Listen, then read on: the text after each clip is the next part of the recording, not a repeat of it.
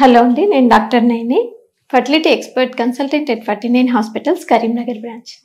ఈరోజు మనం ఇంకో ఇంపార్టెంట్ టాపిక్, ఇప్పుడు ప్రెగ్నెన్సీ కోసం ట్రై చేసే వారిలో ముఖ్యంగా లేడీస్లో గర్భసంచిలో ఒక్కొక్కసారి గడ్డలు అనేవి గమనిస్తూ ఉంటాం అనమాట. సో ఈ గర్భసంచిలో గడ్డలు అంటే ఫైబ్రాయిడ్స్ కానీ పాలిప్స్ కానీ ఉండడం వల్ల ఫర్టిలిటీకి సంబంధించిన ఇష్యూస్ ఏమైనా వస్తాయా, ఇవి ఉంటే ప్రెగ్నెన్సీ రాదా, ఒకవేళ అబార్షన్స్ అవుతావా, ఇలాంటి అన్ని డౌట్స్ అడుగుతుంటారండి. దాని గురించి ఈరోజు మనం మాట్లాడుకుందాం. సో మెయిన్గా గర్భసంచిలో గడ్డలు అనేవి రకరకాలుగా ఉంటాయి. యూజువల్గా గర్భసంచిలో గడ్డ అనగానే చాలామంది అది క్యాన్సర్ ఏమో అని చెప్పి భయపడుతుంటారు. సో అలా భయపడాల్సిన అవసరం లేదండి. చాలా మటుకు ఇవి బినైన్ ట్యూమర్సే ఉంటాయి, క్యాన్సర్కి సంబంధించిన ఉండకపోవచ్చు. సో ఈ గర్భసంచిలో ఉండే గడ్డలన్నీ మనం ఫైబ్రాయిడ్స్ అని అంటారనమాట. ఈ ఫైబ్రాయిడ్స్ అంటే ఏంటంటే ఎక్స్ట్రా అంటే ఇట్స్ ట్యూమర్, అంటే మజిల్ గ్రోత్ అనేది ఎక్కువగా అవ్వడం వల్ల ఈ గడ్డలు అనేవి ఏర్పడతాయి. యూజువల్గా ఇవి హార్మోన్ డిపెండెంట్ ఉంటాయి. దీనికి ఎందుకు వస్తాయి అనే దానికి ప్రత్యేకంగా రీజన్ అనేది ఉండకపోవచ్చు, కానీ మోస్ట్ కామన్గా ఫ్యామిలీ హిస్టరీ లేకపోతే జెనెటిక్ ఫ్యాక్టర్స్ అనేవి ఉండొచ్చు అనమాట. సో ఈ గర్భాశయంలో గడ్డలు ఫైబ్రాయిడ్స్ అనేవి మనము ఎన్ని రకాలు ఉండొచ్చు అనేది గమనిస్తే, ఇప్పుడు ఈ గడ్డలు అనేవి ఇప్పుడు గర్భసంచి ఇదైతే కొన్నిసార్లు ఈ గడ్డలు అనేవి గర్భసంచి లోపల భాగంలో, అంటే ఎక్కడైతే బేబీ పెరుగుతుందో ఆ ప్లేస్లో గడ్డలు అనేవి చూస్తాం. దీన్ని సబ్మ్యూకస్ ఫైబ్రాయిడ్ అంటారు. కొన్నిసార్లు ఈ గర్భసంచి మధ్య గోడలో ఉంటాయి, అంటే మజిల్ లేయర్లో, దాన్ని ఇంట్రామ్యూరల్ ఫైబ్రాయిడ్స్ అంటారు. కొన్నిసార్లు ఈ గర్భసంచి మధ్య భాగం నుండి బయటికి పెరుగుతాయి అనమాట. వీటిని సబ్సీరియస్ ఫైబ్రాయిడ్స్ అని అంటారు అనమాట. కొన్నిసార్లు ఏమవుతుందంటే ఎండోమెట్రియం క్యావిటీలో, అంటే ఎక్కడైతే బేబీ పెరుగుతుందో అక్కడ చిన్న స్మాల్ టిష్యూ ఓవర్ గ్రోత్ అంటారు. So extra tissue over growth, దాన్ని పాలిప్ అని అంటారంట.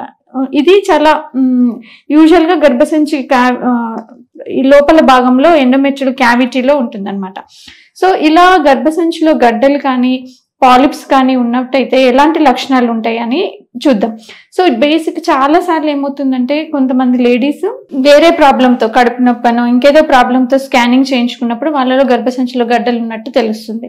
అంటే ఏ సిమ్టమ్స్ కూడా ఉండకపోవచ్చు, కానీ కొన్నిసార్లు ఏమవుతుంది అంటే పీరియడ్స్ సమయంలో బ్లీడింగ్ అనేది ఎక్కువగా అవ్వటము, హెవీ బ్లీడింగ్, లేదంటే నెలసరి చాలా రోజుల వరకు నెలసరి వచ్చినప్పుడు బ్లీడింగ్ అనేది ఎక్కువ రోజులు అవ్వడము, లేకపోతే బ్లీడింగ్ అంటే నెలసరి మధ్యలో బ్లీడింగ్ కావడం, అంటే ఇంటర్మెన్స్ట్రల్ బ్లీడింగ్, లేదంటే పీరియడ్ సమయంలో పెయిన్ ఎక్కువగా ఉండడము, ఇలాంటి లక్షణాలన్నీ ఉండొచ్చు అన్నట్టు.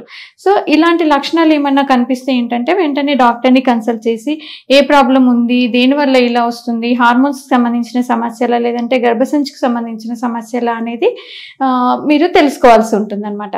సో మరి ఈ గర్భసంచిలో గడ్డలు అనేవి ఉంటే తప్పనిసరిగా ఆపరేషన్ చేయించుకోవాలా, లేదంటే చిన్న ట్రీట్మెంట్స్ అంటే మెడిసిన్స్ ఏమైనా ఉంటాయా, ఎలా తగ్గుతుంది అనేది చూద్దాం.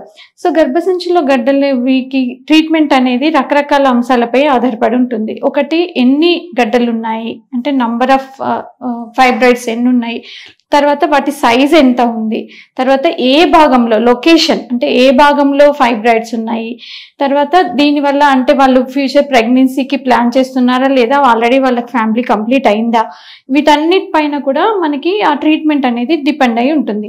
యూజువల్గా మనకి గర్భసంచిలో ఉన్న గడ్డలకి ఏ రకమైన మెడికేషన్ వల్ల ఆ గడ్డలు తగ్గిపోవడం కంప్లీట్గా అనేది జరగదు. కాకపోతే ఇప్పుడు ఎల్డర్లీ ఏజ్ గ్రూప్, అంటే 45 years దాటిపోయారు, ఇలా బ్లీడింగ్ ప్రాబ్లమ్స్ అన్నీ ఉన్నాయి, వాళ్ళ ఫ్యామిలీ కంప్లీట్ అయింది అన్నప్పుడు ఆ ఫైబ్రాయిడ్ సైజ్ పెద్దగా ఉన్నాయి, లేదా నంబర్ ఆఫ్ ఫైబ్రాయిడ్స్ చాలా ఎక్కువగా ఉన్నాయి అని అంటే వాళ్ళకి హిస్టెక్టమీ అంటే గర్భసంచి తీసేయడమే బెటర్ అని చెప్తాం. కానీ రిప్రొడక్టివ్ ఏజ్ గ్రూప్లో ఎవరైతే పిల్లల కోసం ప్లాన్ చేస్తున్నారో అలాంటి వాళ్ళలో ఏంటంటే మనకి ఈ ఫైబ్రాయిడ్స్ అనేవి ఉంటే వాటిని ఓన్లీ మనకి ఆ ఫైబ్రాయిడ్ మాత్రమే తీసివేసే సర్జరీ ఉంటుంది. దీన్ని మయోమెక్టమీ అంటారనమాట. సో ఆ సర్జరీ అడ్వైజ్ చేయడం జరుగుతుంది. సో మరి తప్పనిసరిగా ప్రతి ఒక్కరికి ఈ సర్జరీ చేయడం అవసరమా అంటే ఇట్ డిపెండ్స్. ఇందాక చెప్పినట్టు రకరకాల అంశాలపై, చిన్న ఫైబ్రాయిడ్ 2 to 3 centimeters కంటే ఎక్కువగా లేదు, అది మనకి బేబీ పెరిగే స్పేస్కి దూరంగా ఉంది, దాన్ని ఏం డిస్టర్బ్ చేయట్లేదు అని అంటే దాన్ని మనం వదిలేయచ్చు. కానీ ఎప్పుడైతే నంబర్ ఆఫ్ ఫైబ్రాయిడ్స్ ఎక్కువ ఉన్నాయి, లేదంటే సైజ్ చాలా ఎక్కువగా ఉంది, లేదంటే గర్భసంచి లోపల పెరుగుతున్నాయి, అంటే ఎక్కడైతే బేబీ పెరుగుతుందో క్యావిటీలో ఫైబ్రాయిడ్స్ ఉన్నాయి అంటే మాత్రం తప్పనిసరిగా వాటికి సర్జరీ చేయాల్సి ఉంటుంది. ఇకపోతే పాలిప్స్ కూడా, ఈ పాలిప్స్ కూడా ఏంటంటే గర్భసంచి లోపల ఉంటాయి అనమాట, అంటే ఎండోమెట్రియం క్యావిటీలో. సో ఇలా పాలిప్స్ కూడా దాని సైజ్ పెద్దగా ఉంది అంటే తప్పనిసరిగా సర్జరీ చేయించుకోవాల్సి ఉంటుంది. సో ఈ గర్భసంచి లోపల ఉన్న మన గడ్డలని మనము హిస్ట్రోస్కోపీ అన్న పద్ధతి ద్వారా, అంటే గర్భసంచి లోపలికి కెమెరా వేసి ఆ పద్ధతిలో మనము సర్జరీ చేయడం జరుగుతుంది. ఇకపోతే ఇతర ఫైబ్రాయిడ్స్ మజిల్ లేయర్లో లేదా ఇంట్రామ్యూరల్ కానీ సబ్సీరియస్ ఫైబ్రాయిడ్స్ ఇలాంటి వాటిని మనం లాప్రోస్కోపీ పద్ధతి ద్వారా మనము సర్జరీ చేసి వాటిని తీసివేయడం జరుగుతుంది. సో మీకు కనుక ఫైబ్రాయిడ్స్ అనేవి మనకి డయాగ్నోసిస్ అయితే భయపడకుండా నిజంగా వాటికి సర్జరీ అవసరమా, లేదంటే మీరు ప్రెగ్నెన్సీ కోసం ట్రై చేయొచ్చా, ఎంత ఫ్రీక్వెంట్గా ఎవాల్యుయేషన్ చేయించుకోవాలి, ఎప్పుడు సర్జరీ చేయించుకోవాలి అనేది మీ డాక్టర్తో డిస్కస్ చేసి ఆ రకంగా మీరు ఫాలో అవ్వాల్సి ఉంటుంది అన్నమాట. Thank you.